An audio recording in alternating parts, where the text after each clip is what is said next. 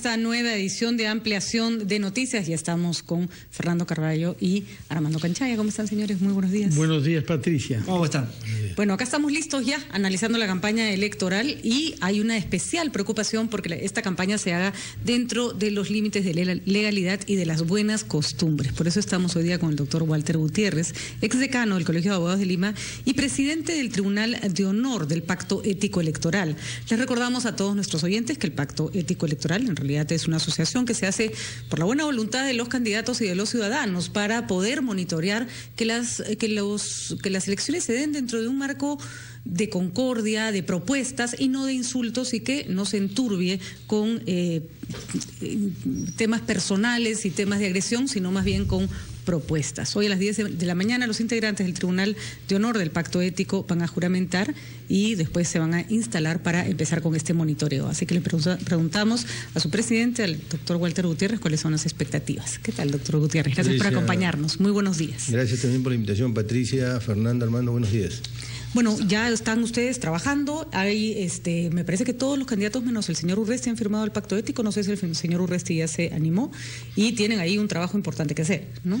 Sí, en realidad la gran mayoría de agrupaciones, de partidos políticos que participan en el proceso electoral han firmado. Me parece que son 19 de los 20. Solamente el Partido Nacionalista no lo ha firmado. No obstante, en alguna declaración escuché que lo iban a firmar. Todavía están a tiempo de firmarlo y así esperamos que lo hagan. Explícanos, porque hemos visto al jurado electoral hacer su trabajo en estos días, que tiene que ver con ver que la publicidad sea apropiada, que no se haga publicidad en otro momento, exigirle neutralidad a las autoridades. Ese no es trabajo del pacto ético. Ustedes trabajan en un ámbito distinto. Explíquenle un poco a la ciudadanía qué cosa monitorean. A ver, lo que sucede es que más allá de los predios estrictamente legales, existen reglas éticas, principios, valores que deben ser los que movilicen el escenario público, la actividad de los políticos. Nosotros no somos ingenuos y sabemos perfectamente que desafortunadamente existe un cierto abismo entre la conducta de los políticos y la ciudadanía, y ese abismo es básicamente porque el ciudadano no se reconoce en la mayoría de conducta de los políticos. Hay una suerte de desconfianza. Quienes hemos participado en el pacto ético tenemos la intención auténtica, queremos hacer el esfuerzo auténtico de que las cosas empiecen a cambiar y que ese abismo o que esa distancia empiece a reducirse. Porque el riesgo es que las elecciones terminen siendo una suerte de ritual vacío, y que al final la ciudadanía no crea en lo que es fundamental, como creer en el pluralismo político, la alternancia del poder, la promoción de derechos ciudadanos, porque al final dice, bueno, voy a elegir, pero igual no van a cumplir. Entonces, ese esfuerzo no solamente se hace en el plano jurídico, sino también se hace en el plano ético, recogiendo una serie de buenas prácticas electorales, buenas prácticas políticas, que son las que están alojadas en el pacto ético. Nuestra función es que eso se cumpla. Que pasen por no mentir, no insultar, que las propuestas sean viables. Y en ese sentido, ayer hemos tenido, y hoy día también, ya empiezan a aparecer algunas propuestas de los candidatos o de sus equipos técnicos sobre materias muy puntuales que no se logran sustentar del todo, ¿no es cierto? No es delito presentar una propuesta al aire que no tienes bien trabajada, pero no es ético en un contexto como este, ¿no? De acuerdo. Los pactos éticos han funcionado. Algunos piensan que, digamos, el escenario del pacto ético del Tribunal de Honor es solo los contenciosos e insultos. Es verdad que eso también forma parte. Lo más visible, pero ¿no? Yo diría que eso no es lo más importante. Lo más importante es lo que usted acaba de decir. Que se vayan instalando buenas prácticas. La hoja de vida estuvo primero en el pacto ético, ahora está en la normativa. No mentir en la hoja de vida estuvo primero en el pacto ético, ahora está en la normativa. Y puntualmente lo que usted plantea, planes de gobierno no existían antes, hoy están como un requisito para poder postular. Lo que ahora sigue es que esos planes no sean planes vacíos, retóricos o divorciados de la realidad.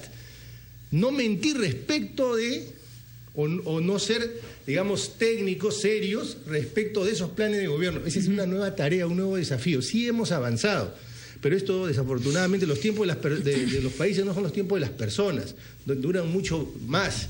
Ahora, díganos algo, por favor. Como abogado, usted sabe que la norma tiene rigor si es que hay sanciones. Ustedes son un tribunal de honor que no pueden sancionar propiamente, pero si hay una sanción moral cuando se pronuncien sobre temas específicos o sobre personalidades específicas. ¿Cómo ve usted el tema de la sanción moral y de la sanción vinculante? Fernando, usted acaba de señalar algo muy importante. Hay una suerte de apotema en el derecho. Norma que no tiene sanción es norma que no se va a cumplir. Y déjeme decirle, antes de contestar su pregunta, que muy desafortunadamente en la normativa electoral hay muchas normas que no tienen sanción. Así es. En el Parlamento se han aprobado, estamos de acuerdo con la norma, pero no le ponemos sanción, lo mismo que nada. Es un ejemplo concreto es la publicidad de los 60 días, que en la práctica no tiene sanción. Entonces, ahí hay rendición de cuentas. Hemos visto casos, ¿ah? Correcto. Entonces, ahí hay que hacer un esfuerzo porque esas normas tengan sanción. La etapa en la que los políticos están dispuestos a dar más es esta, donde necesitan el voto ciudadano. Entonces tenemos que hacer un esfuerzo porque empiecen a cumplir su palabra, sus compromisos y no empiecen a mentir. Respecto de su pregunta puntualmente, es decir, ¿cómo es que hacemos para que esa sanción moral en la práctica sea vinculante socialmente? Visibilizándola. Y en eso usted juega un papel decisivo. El esfuerzo del tribunal es identificar y someterlo a el escarnio público, porque ellos mandan porque nosotros los elegimos. En consecuencia, eso tenemos que hacerlo valer, y eso se hace valer a través de los medios. Si usted me da 30 segundos, yo quiero contarles un pasaje de... Ayer estaba leyendo un pasaje de la historia del Perú, cómo se inician las elecciones en el Perú. En 1822 se instala el primer Congreso Constituyente y se eligen los representantes para ese Congreso Constituyente. Y Antonio Colmenares era candidato a diputado. En esa época, gran parte del país estaba tomado por los realistas y las elecciones de Huancavelica se hicieron en Lima. Antonio Colmenares no se le ocurrió mejor idea que ir a un mercado, reclutar 9 indios, llevarlos al centro de votación, proveerles de una célula de votación y que votaran por él. Pues muy probablemente esas personas, de hecho, no sabían leer, ni siquiera sabían para qué estaban siendo utilizados. Así debutó la democracia en el país, un presagio de lo que podría ser. Pero no había tribunal de honor en esa época. A eso iba a llegar. Ni jurado electoral especial. Hemos avanzado. Así es. Entonces, lo que tenemos que hacer es que los ciudadanos estén informados y que no vuelvan a ser esas nueve personas que votaran sin saber en la práctica qué hacían. Bueno, ¿qué hacemos con el caso Urresti? ¿Vamos a tenerlo así como una especie de llanero solitario en esta campaña? Ayer le decía corrupto al miembro de una agrupación política. Son cosas que puede dejar al tribunal sin pronunciamiento aún cuando no esté, digamos, su firma en el papel.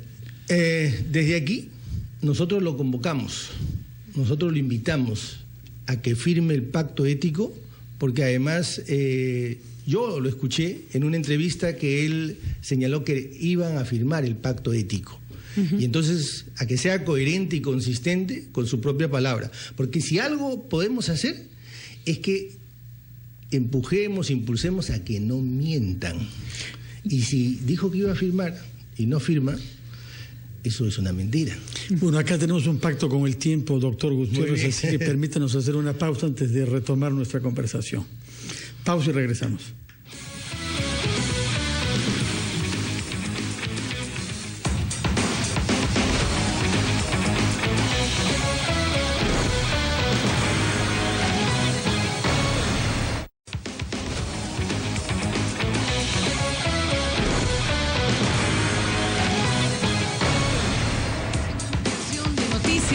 conversando con el doctor Walter Gutiérrez, es decano del Colegio de Abogados y presidente del Tribunal de Honor del Pacto Ético Electoral. Él nos está contando, hoy día juramentan y nos está contando cuáles van a ser sus funciones y cuál va a ser su labor en esta campaña que viene complicada, hay que decirlo. Armando. Bueno, ¿cómo hacer para tener una posición respecto de estos discursos que son indirectos, ¿no? Porque una cosa que aprendemos en la campaña es que se insultan, pero no literalmente. Y entonces, claro, voy a decir, yo no le he dicho, yo no le he mencionado, ¿no? Yo no he mencionado nombres. Pero bien que está claro a quién se refiere. ¿Sobre esas cosas también ustedes se pronuncian o ahí sí tenemos un problema? Definitivamente, porque el lenguaje no solo es el texto, sino el contexto, y es fácil advertir respecto de quién se están, a quién se están refiriendo, ¿no? O a quiénes. ¿Qué recursos tienen ustedes para dar seguimiento a lo que está pasando en la campaña en las redes sociales? Es relativamente novedoso en nuestro país, pero es un tema fundamental de la campaña actual. Bueno, nosotros vamos a coordinar con el Jurado Nacional de Elecciones a efectos. Hoy existen algunos mecanismos, algunas aplicaciones para hacer un seguimiento de qué se está diciendo respecto de Fernando Carvalho, de Walter Gutiérrez, Patricia del Río, de Armando Canchaya, qué se puede estar diciendo. Hay software que rápidamente identifican con determinadas palabras para poder saber si se está hablando bien, regular o mal. De hecho, que no se esté hablando también. De hecho, las compañías lo utilizan para el prestigio de las compañías. Entonces, estamos conversando en realidad ya con los miembros del jurado para poder contar con estas herramientas que no son muy complicadas y se pueden implementar rápidamente. Si la pregunta es si vamos a monitorear las redes, sí. De acuerdo. Otro tema importante es el de los debates, porque hay debates oficialmente organizados por el Jurado Nacional de Elecciones, pero van a haber otros, como el que está en curso ya, hecho por la Contraloría, y hay quejas de los que no son invitados. ¿Cómo se puede hacer para garantizar pluralismo en los debates cuando hay 20 candidatos? Hay 20 candidatos y probablemente hay 20 instituciones que quieran también organizar debates, porque entiendo que el Colegio de Abogados, no sé si el Colegio de Médicos, claro, cada uno desde su interés, porque quieren que se ocupen o preocupen de temas vinculados a la salud pública o a la justicia, van a haber debates y va a ser difícil que se puedan excluir a algunos de los participantes, a algunos de los candidatos.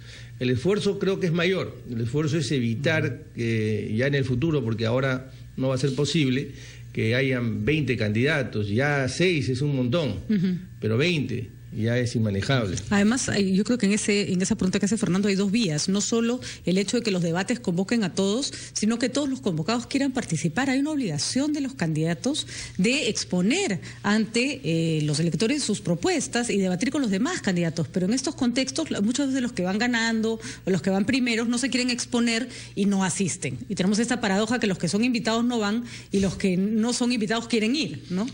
Sí, hace un momento usted decía que en otros países, en Estados Unidos, por ejemplo, existen instituciones que organizan los debates y digamos que a esas instituciones van de todas maneras los candidatos que son convocados. Son obligatorios. Claro. ¿No? En este caso también, porque el pacto ético, uno de los acuerdos es participar en los debates que organiza el Jurado Nacional de Elecciones, el que organiza el Jurado Nacional de Elecciones. Bueno, tal vez... Repito. ¿Cerrar la idea? No, dale. El otro tema que no tiene que ver directamente con lo que va a hacer el tribunal y es esta resolución del Jurado Electoral Especial sobre la conducta del presidente, dichos del presidente que han sido considerados como violatorios de una obligación de neutralidad. ¿Usted está de acuerdo con esta sanción? ¿Se puede aplicar estas restricciones o es, como dice el gobierno, una limitación a la libertad de expresión del presidente? Bueno, desde luego yo tengo una opinión legal sobre el tema, pero en este punto usted me va a tener que exonerar porque aquí hay dos jurisdicciones, la jurisdicción ética y la jurisdicción legal. Este es un proceso que está en curso y que va a subir al Pleno, o sea, al Jurado Nacional, porque esto se ha resuelto. Pero no va a entrar al Tribunal de Ética. No va a entrar y desde luego mi palabra o la palabra de algún miembro de... Pero no merece una consideración ética preguntarse si un presidente debe o no mantener la neutralidad, incluso si no existiera la ley que se lo prohíbe, ¿no? Se lo voy a decir de esta manera.